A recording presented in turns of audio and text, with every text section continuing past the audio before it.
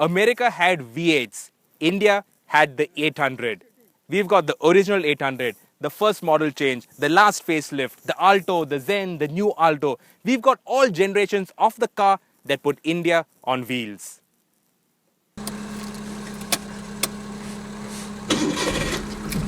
This is where it all started with the SS80 in 1983.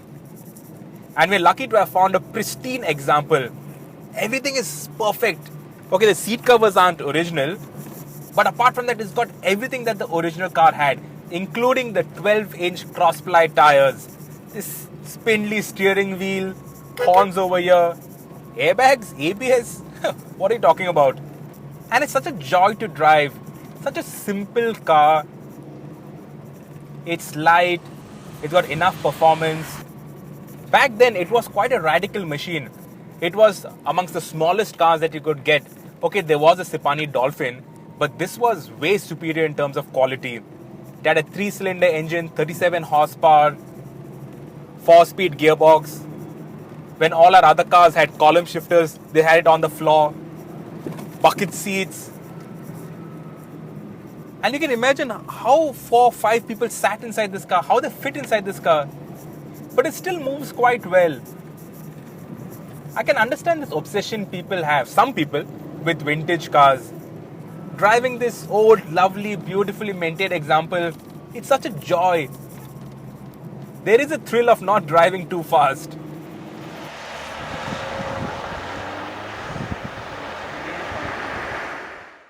The SS80 lasted for just 3 years, and then we had this all-new model. Of course, it was a flash in the pan because this model then lasted for some 11-12 years completely unchanged. But back then, you had a completely new model which was larger, so you could fit more people into it. It had a tailgate that would open, not just the glass. It carried on the same engine. This is the same 3-cylinder engine, 37 horsepower, carbureted, 4-speed gearbox. But the gearbox, it shifted with more slickness now. You had a new steering wheel, a new dashboard, new seats. It was really an all-new model apart from the engine and gearbox. And India fell completely in love with it. Maruti did not have to do anything to it. Just maintain the same quality, the same service support, and that was it. People just kept buying the 800. No questions asked. Best-selling car for year after year after year after year. No problem. This car is the stuff that stories are made of. I could go on talking about the technicalities of this car, but who cares? It's the stories that everybody cares about. And I'm sure you have a lot of them. Share it with us.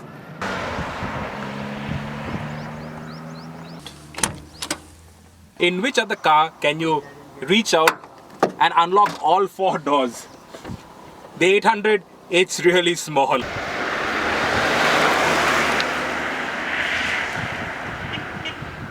Eleven long years after the first model change, we had the second update. And unlike the first SS80 to the 800 where it was a full model change, completely new, this one had just new headlamps, tail lamps, new bumpers, and that was it. It was a styling job. And honestly, to my eye, it made the 800 worse off. It lacked the purity, the simplicity, that lightness that you look at a car and you look at it and you see it is light. All of that got lost with this update. And everything remained the same. So the same engine, the same gearbox, the same dashboard. Okay, it became a lighter shade of grey, which made it look a little even cheaper. And the Speedo had got this silver grey backing, which was a little weird. But apart from that, it remained the same. And it continued with the same quality, which was very good. The same upgraded service network. And people just bought it in droves. In 2000, this car was again upgraded. So after that, we got the 5-speed gearbox and the fuel-injected engine, which made 45 horsepower. That is one of the rarest 800s because very few of those were sold. But that was great fun to drive. 45 horsepower in the same light body shell. It was great. It moved very well. And then towards the end, we had this model. So this is one of the last models. Got a 4-speed gearbox, not the 5-speed, but a fuel-injected engine to meet emission norms. Of course, being fuel-injected, it runs even better than the earlier engine. And being so light, it still moves. But this car, they finally had to stop production. Not because there was no demand. I'll repeat that. They did not stop the 800 because there was no demand. They stopped it because it couldn't meet regulatory norms. We Indians were emotionally invested in the 800. It's part of our DNA. This is not a car that you associate with cheapness. Unlike say the Nano, which a lot of people build it as the cheapest car in the world, and that's why it is not selling, and that's one of the main reasons for its failure. This was never built as the cheapest car that you could buy. This was always your entry car. This was your entry to motoring. And we all grew up with this. All these little details, for instance, these cutouts for the stereo. You show it to me in my sleep, I'll know that it is from the 800. These locks on the doors, this AC, the steering wheel, everything screams Maruti at me. I'll need to apologize right from the start because I'm going to ramble a lot about the Zen. Because this car, it's my car, and this is the car that got me into automotive journalism in the first place. Now, I was a teenager, and back then I was obsessed with Overdrive magazine. It was fantastic, way above anything we had ever seen. And I still remember that ad. There was an ad that said, "Enthusiast ahoy, and if you're interested in becoming a correspondent, send us your resume and a writing sample." I did that. Couple of months later, Adil, the editor back then, he called me, we met, we talked for 2 hours about this car, about his esteem, about a lot of things, and I joined Overdrive. And for 10 years, I was at Overdrive, loved every minute of it. And now, we are here at Evo, at Thrill of Driving, having even more fun.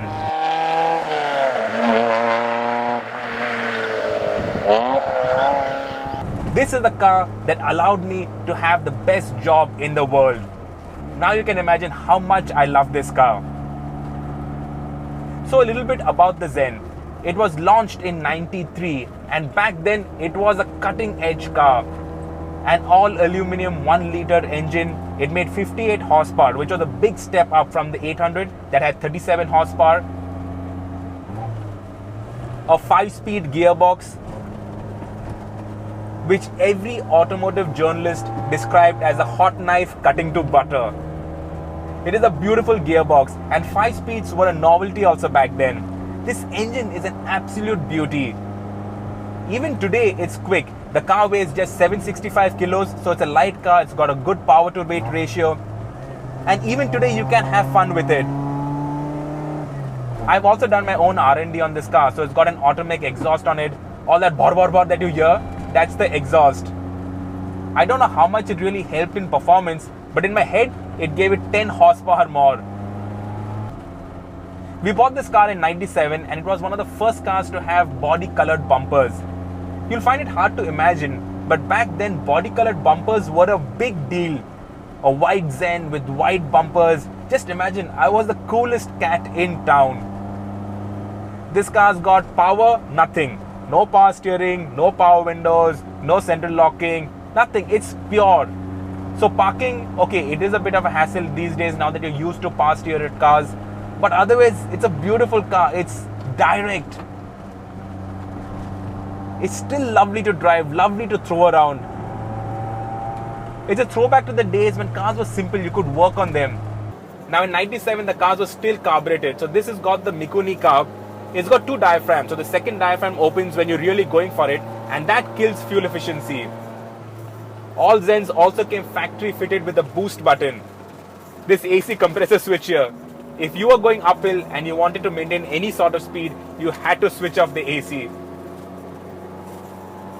Right from the beginning, on this car we used Mobil 1 oils. It was expensive, but the Zen, it was an indulgence. If you wanted a car, you would buy an 800. If you wanted to enjoy motoring, you would buy a Zen.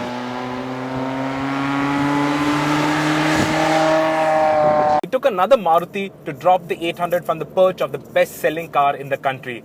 That car was the Alto, which technically is the upgraded 800, but Maruti being what they were at back in those days, they never threw out anything. So anything that sold was kept in production. So there was the 800, there was the Zen, and there was also this, the Alto. It got the same 800cc engine, but in the same spec as this limited edition 800. So it was fuel injected, 5-speed gearbox, 45 horsepower, and this car, the Alto, was my very first rally car. Yogendra and I, we did the Raid to Himalaya, the adventure class, or what was then called the reliability class. We did that in an 800cc Alto, and we won our class. Won it outright, not just the car class or the hatchback class, but against SUVs and all of that. The Raid to Himalaya, we won that in the Alto. So I can tell you for a fact that the quality on this car is unbelievable. On the road, you find places, especially those high mountain passes, where there's absolutely no roads, nothing at all. Even now, when you go up to Ladakh, you'll see all the locals still driving Altos. And that's because it's a small car, it's compact, it doesn't have a problem with altitude, doesn't have a problem with the cold, doesn't have a problem with the roads. It just goes, it's like a mountain goat. And so we come to the newest in the series. This is the Alto K10 with the AMT transmission. You can also get the Alto with the old F-Series 800cc engine. This one is the K-Series engine. It's still a 3-cylinder, but it displaces 998cc. Obviously, it's got more horsepower. Now, a lot of people have criticized this, but I think it's a very positive step. Okay, in terms of shifting, it's not as quick, and then every time it shifts, so say now from second to third, you get this head toss when it shifts up a gear because there's that momentary lag while the electronics actually work on the clutch. But when you learn to drive it, once you get used to it, it's actually a boon in city traffic. So for people who are just getting into cars, it's a great option. You know, today in traffic, who wants to shift gears? Where is the joy of driving? You want a convenient car, and the Alto gives you that convenience. That's what this series, this 800, Alto Zen, the whole series has all been about. Giving the people what they want at a price at which they cannot say no. And in that sense, the Alto, it carries on that line. This Alto is also pretty modern in terms of the dashboard, the way it's been designed and laid out. It actually looks quite good. There's slightly more space inside the car, the seats are more comfortable.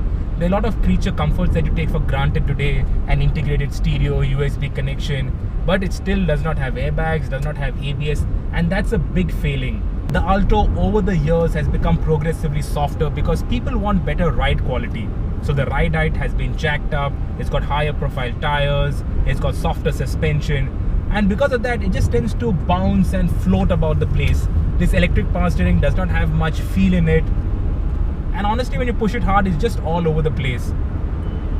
The Alto, it's still a great people's car. It's a great entry point into the world of motoring. But if you're looking for the thrill of driving, you won't find it in the Alto anymore.